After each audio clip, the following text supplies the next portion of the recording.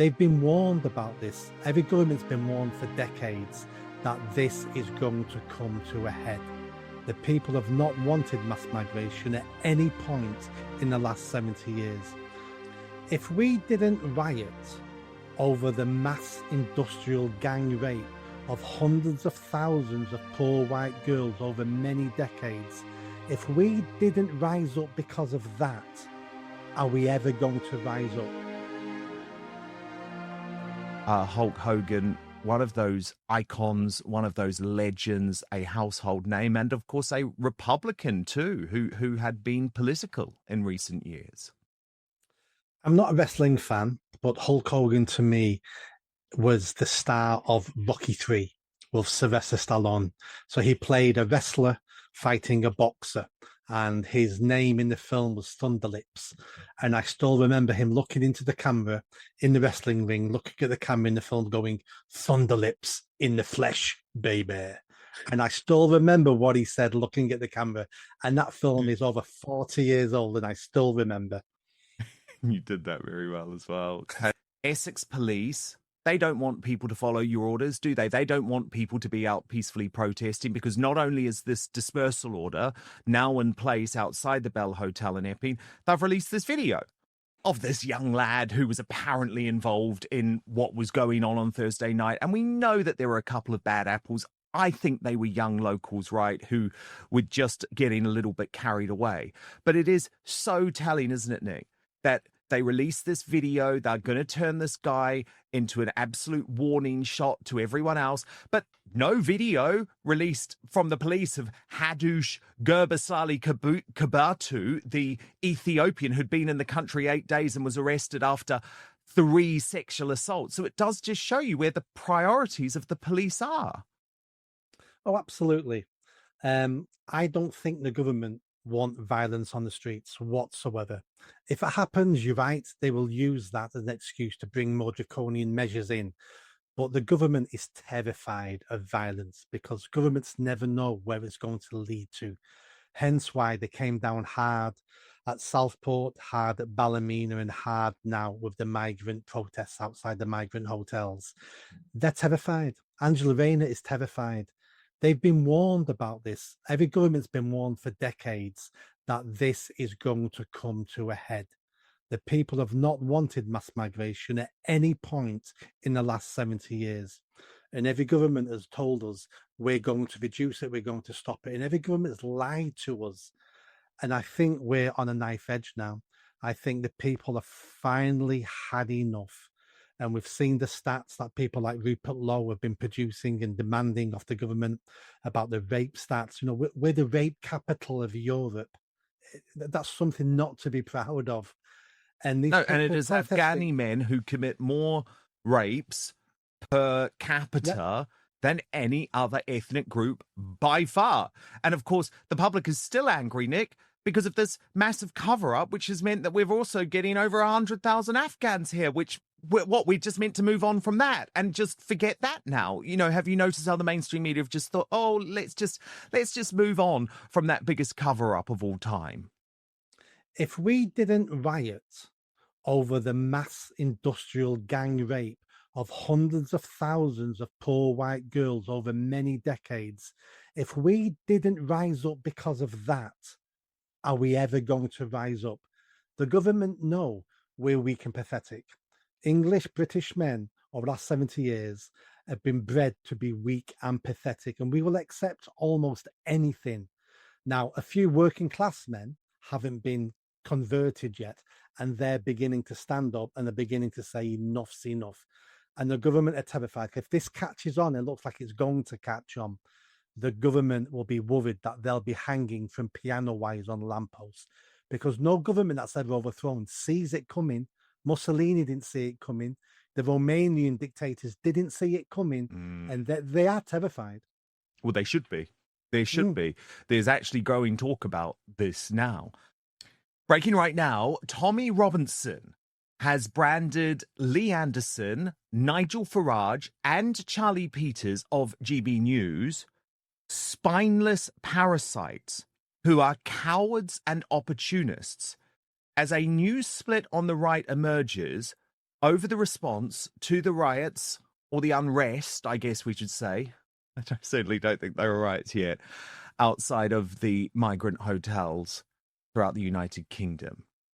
Now, as Basil the Great revealed, this all was sparked after Lee Anderson revealed that the anonymous rapist in Ashfield is another illegal immigrant. Because at this point, look at the headlines about this story in the mainstream media. From the local press, police name man charged with rape after Nottinghamshire Park attack.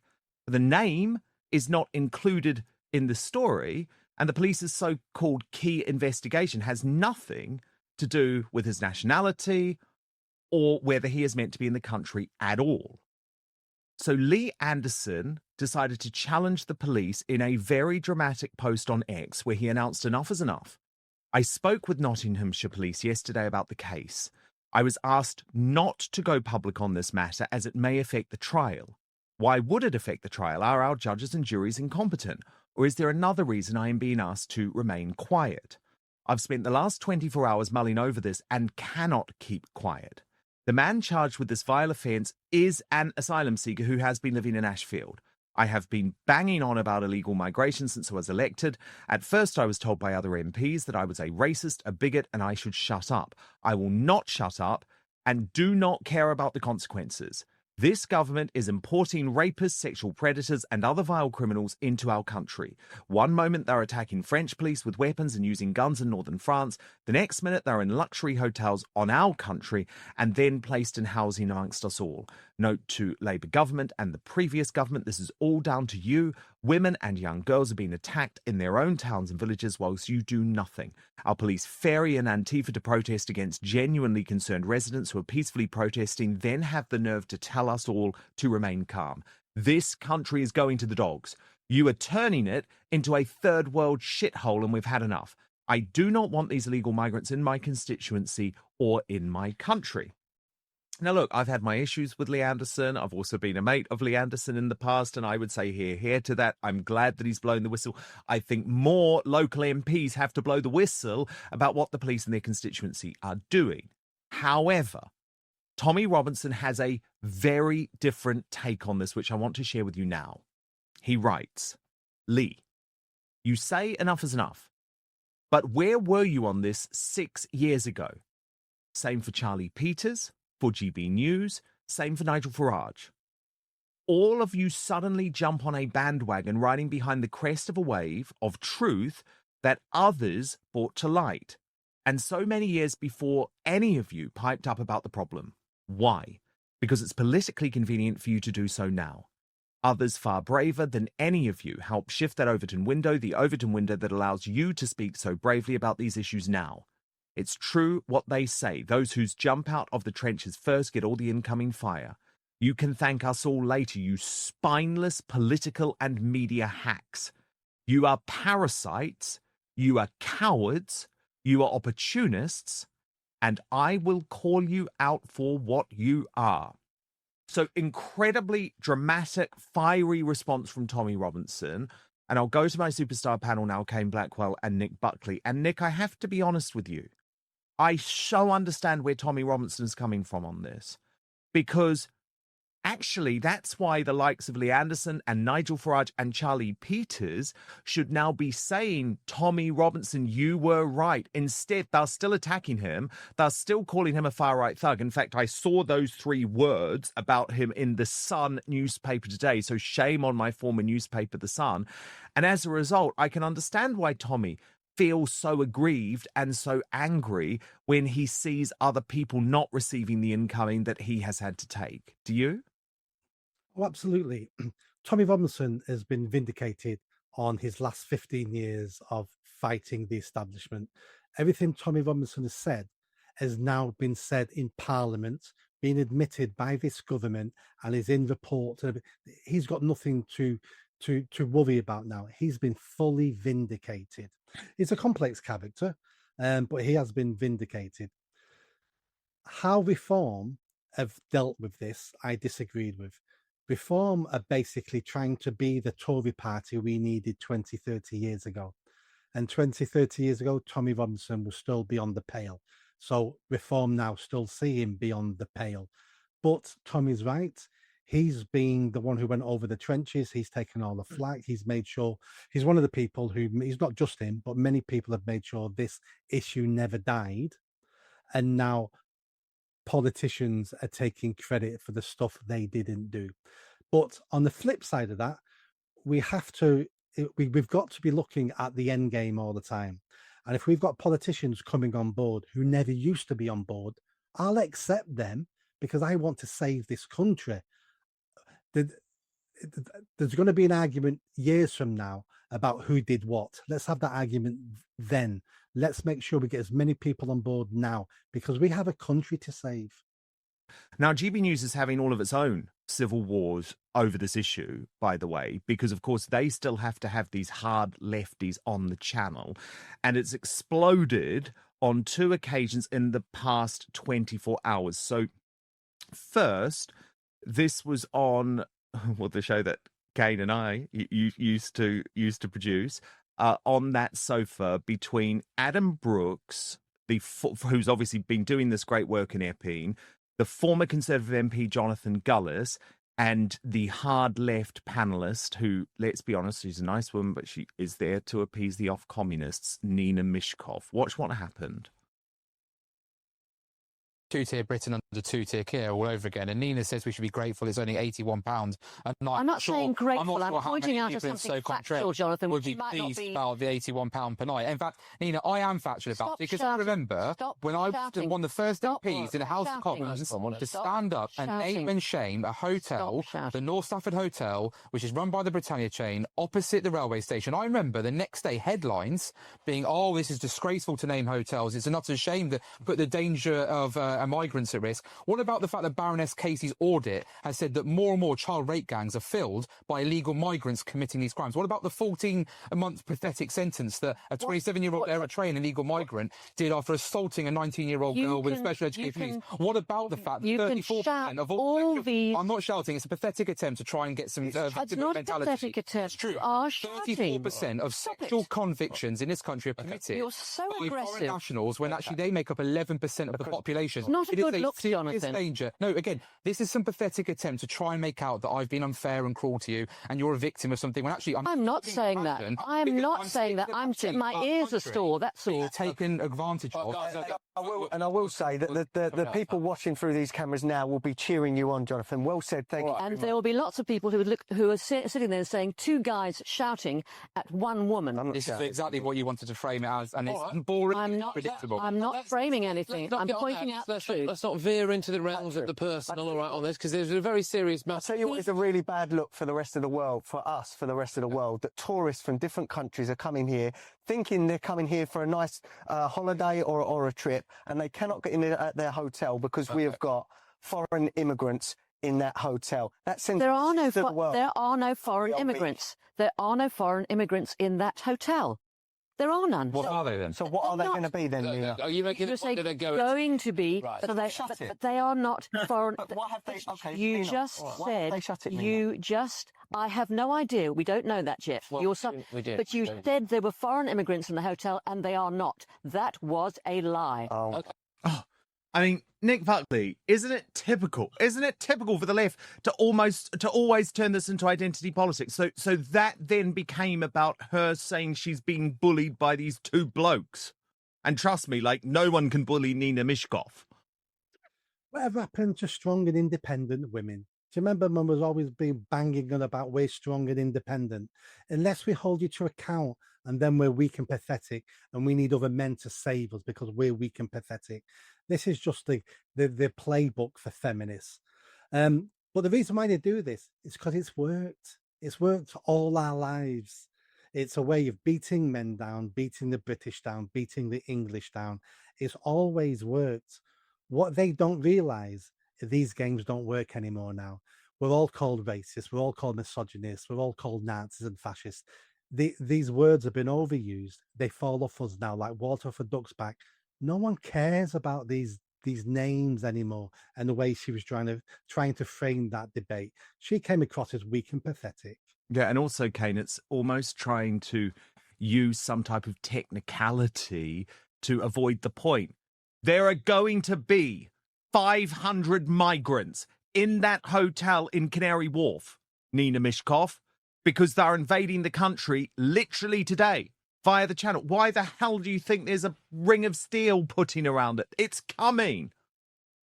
It also kicked off this morning between Carol Malone, she's the Daily Express columnist, and Jonathan List. Now, this dude, I've got no idea who he is, but he seems to be some hard left gay Labour guy who seems to be on GB News all the time. Now, he's like their new off-communist appeaser. Watch this. Do not let any Afghan people into this country. Well, you know what? Are more they're the ones who are abusing women and children. No, don't let them in. That's what I think. I think that, we have all kinds. I think that individuals are responsible for what they do. Individuals are responsible. It's not your culture that makes you do something. It's not your culture that makes you do something. An individual, it's not. Well, then it's like what? So Catholicism makes priests rape people, is it? No, because individuals are what who did that. Foster a belief. Oh, sorry, that's true, is it? When it's white people who do it, it's true. But there's not white people. What are you saying? Many cultures, fine. There are many cultures where in this country who have no respect for women, who have different values to us, who see children as fair sexual game. That is a fact. We know it to be true. And we are importing those people into this country. Yeah. That's why those parents are... All right, we've got to move on. I mean, Nick Buckley, totally astonishing that he genuinely does not believe that if you're coming from a Muslim country, or if you are a Muslim in this country, that you do not have a different culture, which clearly is not working with ours.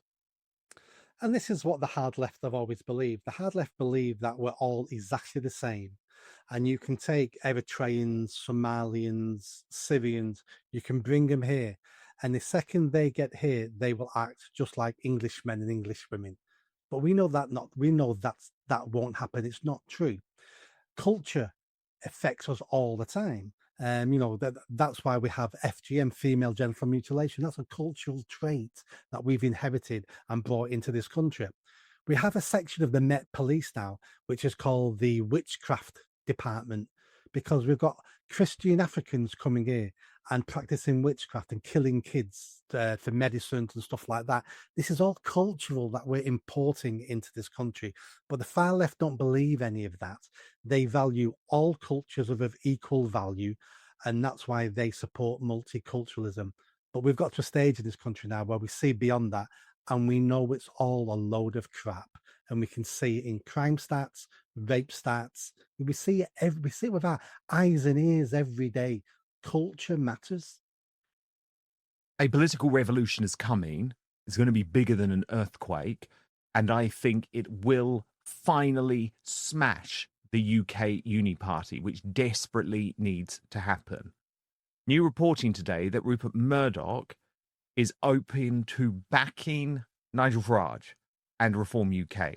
Now, yes, Murdoch is a dying MSM dinosaur, and the Sun and the Times have far less influence than they used to. At the same time, getting support from the establishment is exactly what Nigel Farage wants. Now, this revelation has emerged in a new article for The Spectator today by Tim Shipman, who until very recently was working for Rupert Murdoch as the political editor of the Sunday Times. So this guy knows how it works. I mean, I will also just say, I know from my personal experience working at News UK and also knowing Nigel Farage, that Murdoch does personally enjoy Farage's company. They will always go for dinner when he is in London. But I also know that the editor of The Sun is a lefty, and she backed Starmer at the last election. I mean, we should never forget that, by the way. We've got that front page, that endorsement of Labour, which I think The Sun should be shamed by, actually, and I think no readers should stick by them as a result. Time for a new manager, they said. How's that working out for you a year in, Victoria Newton and The Sun? But here is the reporting in The Spectator today, where Tim Shipman writes, a third answer might once have been media scrutiny by the centre-right press, whose loyalties tend to lie with the Tories. In 2019, the Daily Mail harangued Farage to back Boris Johnson to save Brexit. Yet Farage met senior media figures for peace talks, and coverage is now much friendlier. Farage, hot-footing it from Royal Ascot, turned up wearing Union Jack shoes at the summer party held by News UK, which owns The Sun, The Times and The Sunday Times, and also dined recently with Victoria Newton, The Sun's editor. Reform sources say that Rupert Murdoch has always liked Nigel because they are both disruptors. Paper insiders say Murdoch is attracted to backing reform, though his son Lachlan, the titular head of the company, is both less interested in British politics and less convinced by Farage. Newton apparently urged Farage to show that he is taking preparations for government seriously. Nigel doesn't need to be told these things, a close ally notes. So, to my superstar panel, Nick Buckley and Kane Blackwell. Nick, how do you think this potential endorsement from Murdoch will actually change things? Like, doesn't matter at all anymore. Does anyone give a damn if the Sun and the Times are positive about Reform UK and Nigel Farage? Because my concern is that this is actually just going to push Farage even further to the centre, because he's constantly worried about what the newspapers are going to say. And actually, the newspapers are not what is setting the agenda anymore. Oh, completely agree. I would say having the endorsement of the Sun and the Times is actually a negative today in our political landscape. Farage should be taking more advice from Trump, rejecting all the mainstream media, calling them out, not wanting to do with any of them, because they're the old. They're the old. He needs to be trying to tap into the new, and the new don't want and don't listen to mainstream media. Hence why I said before, Reform are trying to develop themselves into the party we needed 2-3 decades ago. They're outdated if they think they're going to be a new version of the Tory party, a new version of the Labour Party, and we need Murdoch to endorse us, and that's how we're going to win. And let's say he's correct. Let's say that is what he needs to win.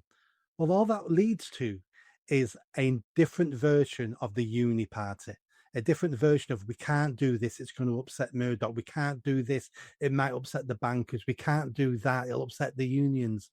He should be going into power going, I'm going to upset everybody because all of you have failed over 50 years. I'm going to turn these tables upside down and I'm going to press the reset button, and none of you are going to like it apart from the people.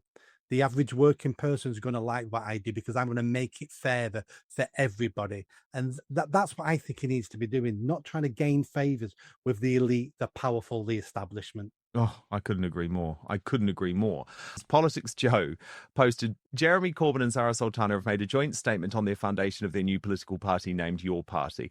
I think they should name the party Fruit and Nut, by the way. But Zara Sultana replied to that saying, it's not called Your Party. And Maya Tusi responded saying, this is a shit show already. I mean, it is quite mad that they would launch the party having already had one failed botch launch, and they would literally put it up. Because if you look at Jeremy Corbyn's post on X, he said, it's time for a new kind of political party, one that belongs to you. Sign up at yourparty.uk, and then say, well, it's not called Your Party. Well, get the name, get the name sorted before you announce this. They are a total mess. I mean, I'd been told that the name that was top of the list, Kane, was Hope UK, but actually they were worried that people were just going to say, actually, you're hopeless UK, which I've already started doing. Then the other talk is that it could be called the Real Change Party, and Corbyn did sign off his note saying real change is coming.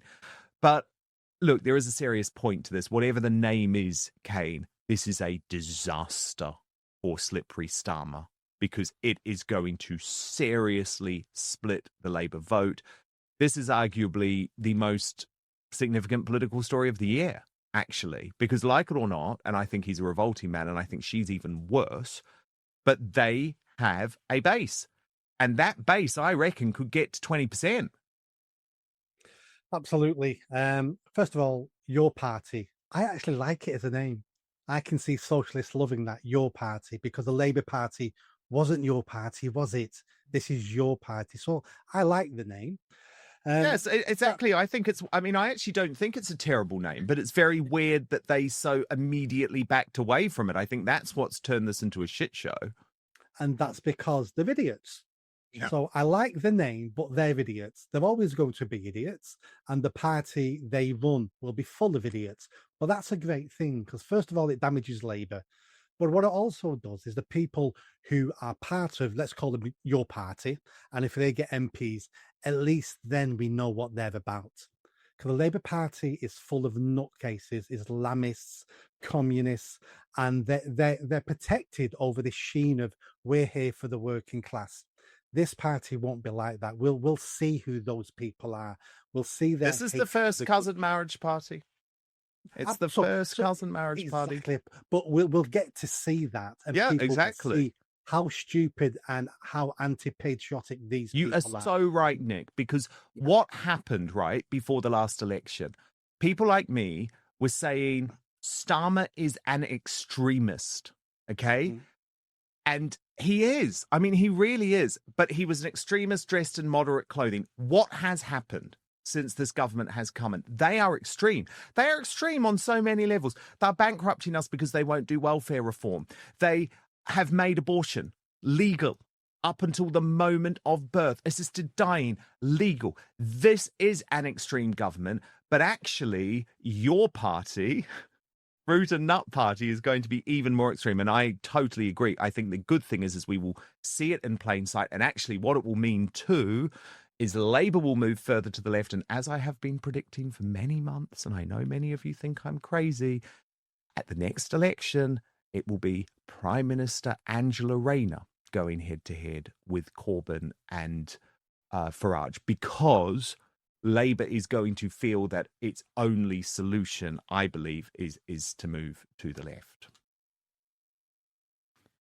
Breaking right now, Piers Morgan has suggested that Candace Owens is going to owe many, many millions in damages after being sued by Brigitte Macron over her long-running revelations that she is indeed a trans man.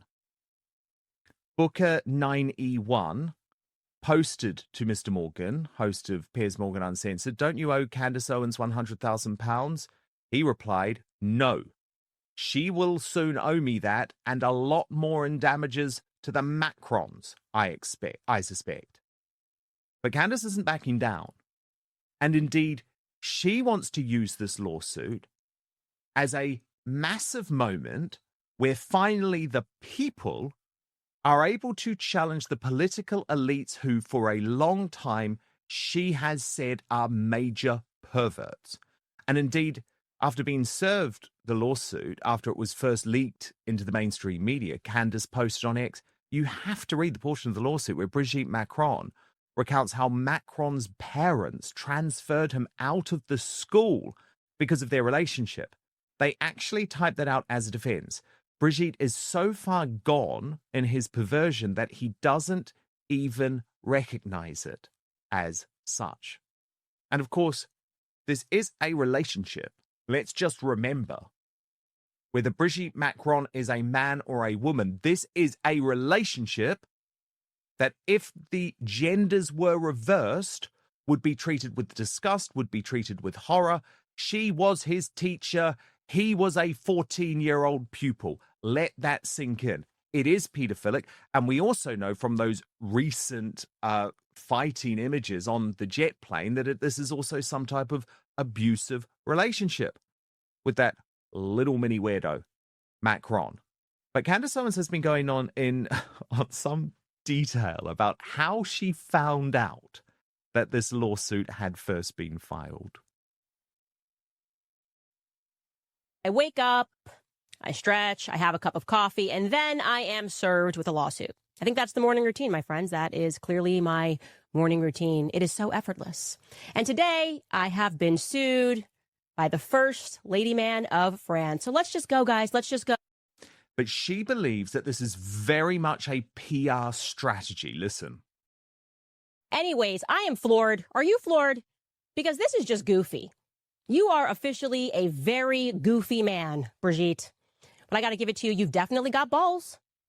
Fire everybody around you. And I mean literally everyone around you who told you that this was a good idea, that this was a very good idea for you to be the first sitting first lady of a country to file a lawsuit against a journalist of another country. You are literally making history in all the wrong ways. And I want to be very clear here right at the top that this is obvious, very clear that it is an obvious and desperate public relations strategy. That's what this is. And she said that's because it was leaked to the media before she was even told. But they did instead opt to give this lawsuit ahead of time to the Financial Times, the New York Times, CBS News. What does that tell you? It's a PR strategy. They don't care if they win. This is about running it through the press. And how much PR are we talking here? Claire Locke, Tom Locke, or Tom Claire, whatever his name is, they actually uploaded the lawsuit to their website, and then they gave CBS News a link to the uploaded lawsuit before I had been served, before my lawyer was even informed about it. I found out with all of you. I found out with the world. I found out from the Financial Times that I was being sued by the first couple of France. Not normal, guys. And what's also not normal is that Macron has decided to use a US law firm, even though the grounds and the weight for defamation cases in the US has to be so high for success to be achieved. So Brigitte is now pivoting strategies. That's what's happening here. I told you already that they went to market in America to hire a crisis PR team on American soil. Again, a sitting president of a foreign country trying to hire a crisis PR team in America, that's not normal. And it is more than likely, and I'm surmising here, that that crisis PR team was the one that gave them this advice. After they lost against Amandine Roy and Natasha Ray, they probably said, file another lawsuit. We know you can't win that lawsuit, but it doesn't matter. We just need you to file the lawsuit for the sake of press, so that you can again say to people, oh, well, it's not true because look, I'm suing Candace Owens. If you need any more evidence that Brigitte Macron is definitely a man, it is just what is happening right now. The idea that you would file this lawsuit is all of the proof that you need. And then Candace Owens had this brutal conclusion. You were born a man and you will die a man. That's the point I'm making. So give us a sample. I'll send my doctors to take your blood. Figure it out real quick, however you want to go about this. Hey, how about just giving us some pictures again of you growing up, raising your children? That would be fine. For whatever reason, to phone, by the way, like I said, we'll get to the bottom of it, right? That is what Discovery is for. I'm going to ask a lot of questions. You're probably hoping, this will go away and at least we'll say we sued her. We'll say we went after her. She'll probably file for this to get dismissed. I'd like to make it to Discovery. I think that we owe that to the world. Anyways, you guys, we are revolting against this. We're revolting against the perverts that run the world. And I want to be very clear here. I count you among them. I think you're sick. I think you're disgusting. And I am fully prepared to take on this battle on behalf of the entire world. Okay? That's what I'm going to say. On behalf of the entire world, I will see you in court. Yeah, Nick Buckley, what do you think she's playing at here? There's 2 points here. The first point is she is a pedo because that's if she is a she, because he was 14 years old when they started their relationship. How we allow boys to be abused and we're not outraged like we are when girls are abused, I do not know. She says, just so that I'm giving the other side. Yeah. The argument is that actually he was 15, but Candace disputes that and says, no, he was 14. But they say that there was no sexual side to their relationship, Nick, until the age of consent. And that's what many groomers will do. They will groom children grooming, isn't it? For a long time until they can get their way. That's the first point. I have to say that. With her being a man or not a man, I have no idea. My first initial thought is he up for election? Is Macron coming up to an election over the next couple of years? Because if he can't run again. He can't run again. He can't, right. So that's not the end. So that's not the reason why. In the American system, as you know, the bar is so high. This can be dragged on for years. They may not even have a strategy of getting it to court. But from now till he leaves the political sphere, he can say, we're dealing with that slander in court. We've got solicitors on it. We've filed. This can be dragged out for 3, 4, 5, 6, 7 years. He'll be off the stage by the time it's gone. They've got no intentions of turning up in court because all their dirty laundry will be shown in court. It's never hitting a court. It's amazing, isn't it, Kane, that this story, though, as Nick points out, given the circumstances of how the relationship started, it is amazing that the mainstream media just sort of brushed it off. Oh, yeah, that happened, but we're not really going to talk about it, because I was looking into this earlier today, as I obviously didn't know the details. The age of consent in France is 15 for sexual relations between an adult and a minor, but there's a big but here. There's a big but for Brigitte Macron. Provided the adult is not in a position of authority over the minor, for example, a teacher or a guardian. In cases involving authority figures, the age of consent is 18. So it feels like this relationship, according to French law, was illegal unless she's trying to say, or unless they're trying to say there were no sexual relations until he was 18. But I mean, given, as Candace says, that part of the evidence in this case includes his own parents pulling him out of the school, it's hard to see why they would want this relationship to become the focus. Just like when Brigitte, let me just be careful, when Brigitte was beating him up in the plane the other day. It's like, why do you want to keep drawing attention to your very messed up relationship? Now, Nick, before we go, we've got to talk about your brilliant new book, Anglophobia. And the subtitle on this book, Nick, is A Price Worth Paying to Be English.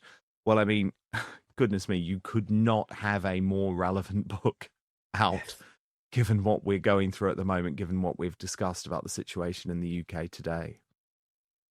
Absolutely. So I'll give you a quick roundup of the book. One of the chapters is about being anti-white. And I go into all the details of white privilege, white fragility, and I give some clear, simple examples. Why is Black Lives Matter a wonderful mantra that empowers Black people, but White Lives Matter is a Nazi slogan? And I give lots of examples of that. And then one of the questions I wanted to answer was, why do foreigners, mainly foreigners who live in the West, why do they hate us so much? And I've come to the conclusion, it's jealousy and envy. If all your ancestors ever achieved was building a mud hut, and you see what the English, the British achieved, of course you're suffering from jealousy and envy, because you're looking at that going, my ancestors either failed and weren't good enough, or those white people cheated. Do you know what? I think white people are always cheating because that makes me feel better. And then I look at, why do we have so many British white people who seem to hate themselves, hate their country, hate their fellow citizens? And I look into this and give lots of examples. And the conclusion I've come to is it's a selection of mental health issues. That's what it is. And I talk about different mental health issues that they're suffering from, for them to be able to warp themselves to think white people, English people, British people, the Anglosphere, white people in general are not worth celebrating and wanting to be a part of. And then the last chapter of the book is, what have the English ever done for us? And I answer that. We gave the world our language. We don't believe in cultural appropriation, do we? No, we gave the world our language so the world could come together better and share things. And then I look at all the medicines, the vaccines, the science, the scientists. England and Great Britain created the modern world. I'm adamant. We're owed a thank you from the world for what we created and what we did. Instead of being slighted, instead of being pushed back against, we need a thank you. That's what I demand of the world. Yes, indeed. Indeed. And it's available on Amazon, is it? Yes. Excellent. Excellent. Excellent. Well, thank you so much.